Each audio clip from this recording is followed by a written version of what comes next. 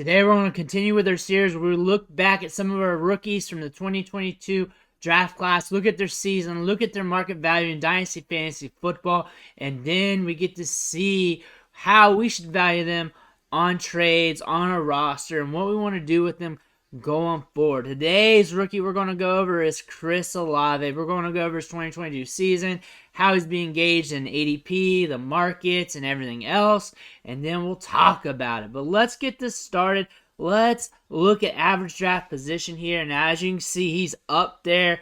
This is January ADP. This just came out like yesterday, and he's being valued as wide receiver 11, 19th player off the board over DK Metcalf, Najee Harris, Devontae Adams, Devonta Smith, Drake London, Mark Andrews, DeAndre Swift. Right ahead of him is Austin Eckler, Kyle Pitts, Travis Etienne, Stephon Diggs, Garrett Wilson. So we got a lot of good guys in this range. He's an expensive asset. Again, 22 and a half years old. That makes you an expensive asset if you're a productive rookie, and you're always going to see that with rookies. You see a little bit of a downturn here, but that's just natural being so high up there in ADP. You're just going to see little ups and downs throughout the offseason considering he was a productive rookie. Nothing to worry about there. Drafted at the 111 NFL draft.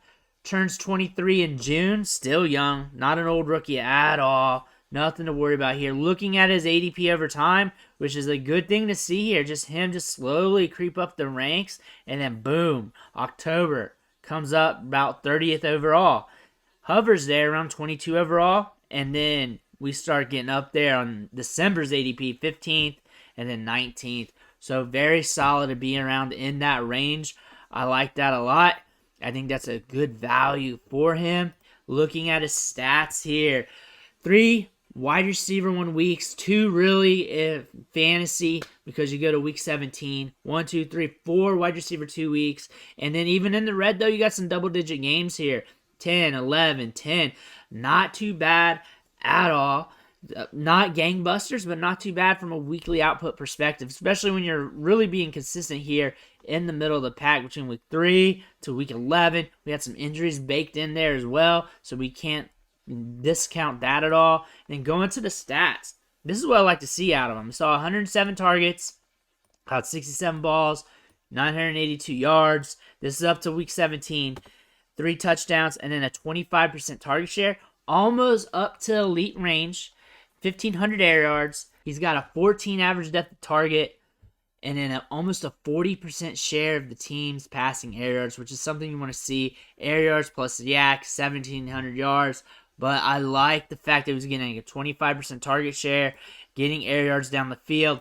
That's going to equate to fantasy production. And I don't see why they won't use him that way in the future. So I see this being somewhat steady. Look for him, minimal 20% target share. Look for him to hover around the 25 to 30% range until this team increases their depth chart. They get better wide receivers in there. They come in through the draft or through free agency and make an impact. He should be a huge target share leader on this team. Going to the trade analyzer here just to get some concept of where he's being valued. And this is pulled off the trades on MFL, ADP, and everything else is all calculated together. Right now, he's more expensive than the 102, but he's not up there with the 101, which kind of makes sense. So that's kind of where the gauge is at for 1 QB leagues. 2 QB leagues, it's very similar. He's a little bit cheaper than the 102, but again, he's ahead of that 103 range. So 102-ish, 2 QB, 1 QB, somewhere in that area. Guys who are comparable with in here, if you pull this out, you can look at Mark Andrews, Austin Eckler, T. Higgins, Garrett Wilson, Breece Hall, Deshaun Watson, Amon-Ra St. Brown, and the price keeps going up with these players, but those are some suggestions. There's the picks that are suggested that you could probably roll with to get him or package. So those are some areas. Again, this is kind of gauged off ADP, and the value off ADP is very close to trade value, but not always. Sometimes you want the younger player. Younger wide receivers hold their value longer. So even if he has a bad year next year, he's not going to plummet, especially from this area. He'll probably just drop a little bit. So he's a safe asset to invest in as well. So that's a good thing about him. He's only 22 right now. And say next year's a bust year for him. Say he gets hurt or something. since he's this age, he's a young wide receiver. The odds of him falling so far down here is not going to happen.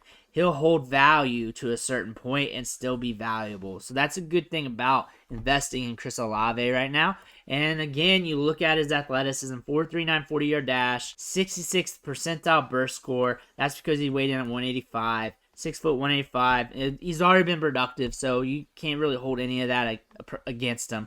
Again, over 1,000 yards when you look at the full season, 4 receiving touchdowns, 14.5 yards per reception, 1,600 air yards. That's accounting for week 18. Comparable to Garrett Wilson, which is very ironic. But looking at the depth chart here, this is the fun part. Look at the wide receivers here on the depth chart. And you got an idea that they are going to be making some changes. Eventually, they're going to be bringing some guys in, either through the draft or free agency. Michael Thomas is down here looking around.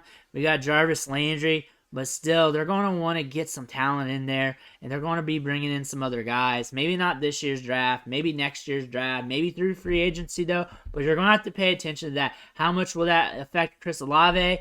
Maybe not much. You're expecting him to have some competition with this depth chart somewhere down the line. He's been solid. You know how he's going to be productive, getting air yards downfield, getting a decent target share, being a key piece of the offense. He's already asserted himself there, so he's not going to fall to obscurity anytime soon. I feel like he's a very safe investment. Going to keep, trade, cut. This is another market analyzer to look at here. Pretty much they ask you some questions about these players, whether you want to keep, trade, or cut these guys, and then it creates the values.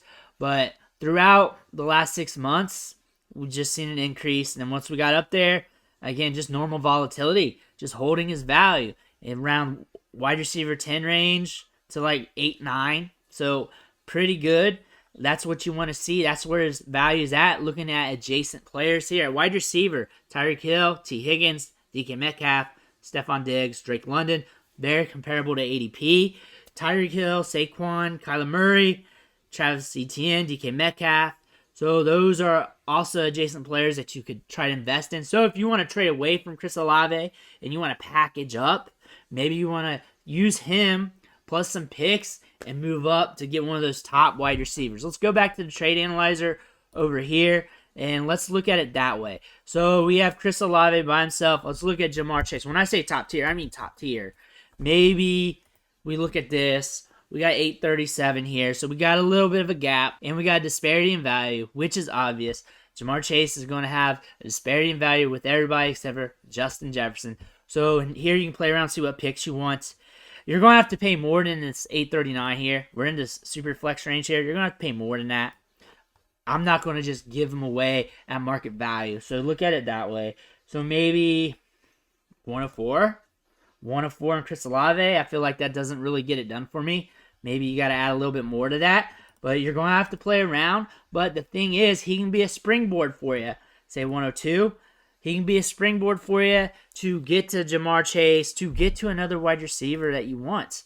Say you don't want Chris Olave, use him as a package up piece. I don't really mind keeping him on the roster, honestly. I feel like he's a fine guy to have. He's wide receiver 11 right now, just 22 and a half years old.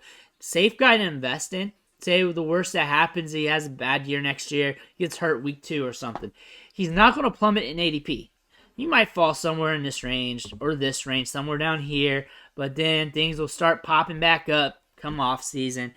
He's a young wide receiver. He's going to hold his value for a bit, and this is what we want in Dynasty. We want to collect these young, productive wide receivers because they hold their value and they can be in the league for a long time, and you just have that value, that production for a good bit, multiple years down the road. And then the running backs, you just want to catch on the back end, either through trades or you just catch them in rookie drafts. But once you get a young wide receiver who's productive, you kind of want to hold on to him. However, on the opposite side of the spectrum, maybe you're a rebuilding team, maybe you're a middling of the road team, you're not that great off, and you got this one chip here, so got some value. It could be Olave, it could be anybody else, really. We're just looking at the value here, and you just want to sell that value to get more pieces to rebuild.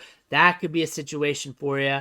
Or you're well off, you got some extra assets, and you want Jamar Chase, you want that running back. Maybe you want a Kenneth Walker. Maybe you want this guy. And you know what? I'll use Chris Olave. I'll use some picks. I got this prospect I don't really care about that has some value right now. Send him off. Let's see what can happen with him.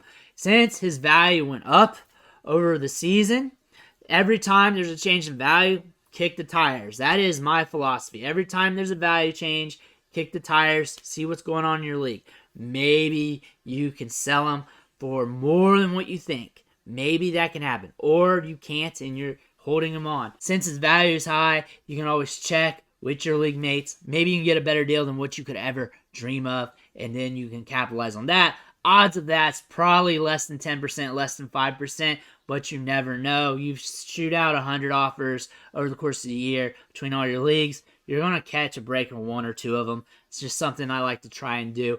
That's if the value has changed a lot, but that doesn't make him a buy or sell. That's just a situational tactic that I like to do with some of these players. But Chris Olave is a nice asset to have in Dynasty right now due to age, due to recent productivity, due to long-term player value. It's going to hold that for a bit. No matter what really happens in 2023 and 2024, he's going to be valuable to some degree. He could be a player that you could use to package up, or you could use him to collect more assets if you're rebuilding. But that's up to you. That's up to your situation. But he's a nice asset to have for any situation you got right now, especially if you're looking to sell to rebuild or if you're looking to hold to get production for 2023 and ongoing.